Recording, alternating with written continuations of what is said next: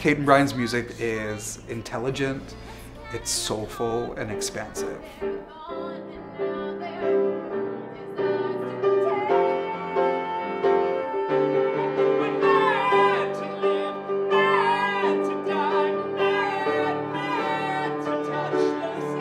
The Mad Ones is a very different show than it was when we were writing it as the unauthorized autobiography of Samantha Brown. It is the story of an 18-year-old girl who is on the brink of an enormous change. She's making the first decision of her adult life, and she's responding to a really difficult senior year of high school where she's dealing with the grief after the loss of her best friend.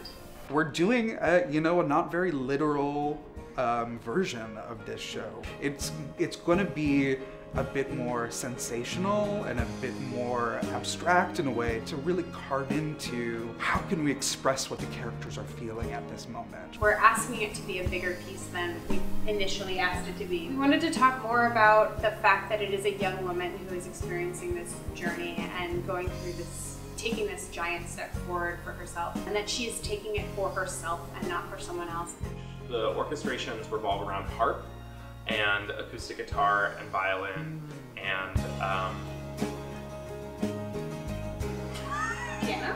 And piano, right. And a judicious use of piano. My favorite song moment that's emerging is the song that they're writing for the mother, Beverly.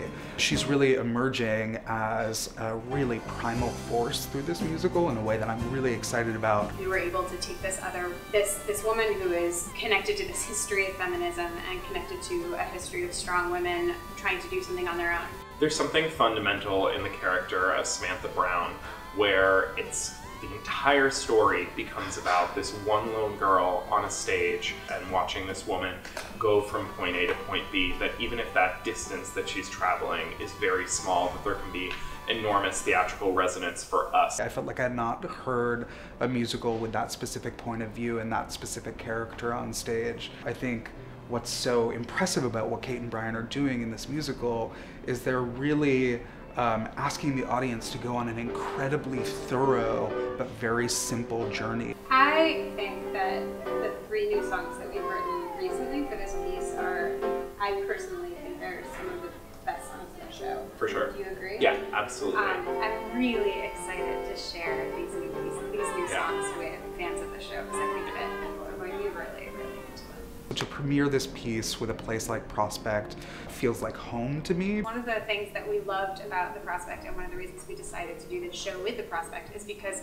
all of the money that is being raised for this production goes directly to this production. It doesn't go to their annual operating budget. They are paying our actors and our music, and our very few actors, our very few musicians. They're giving our terrific director access to an incredible team of designers. It is a tight budget. We're very excited to meet the people who are involved in this. We're very excited to have this be a fan-funded production. You guys, we're so excited to see you in November at the opening performances of the Mad Ones. Get your tickets and get stuff here.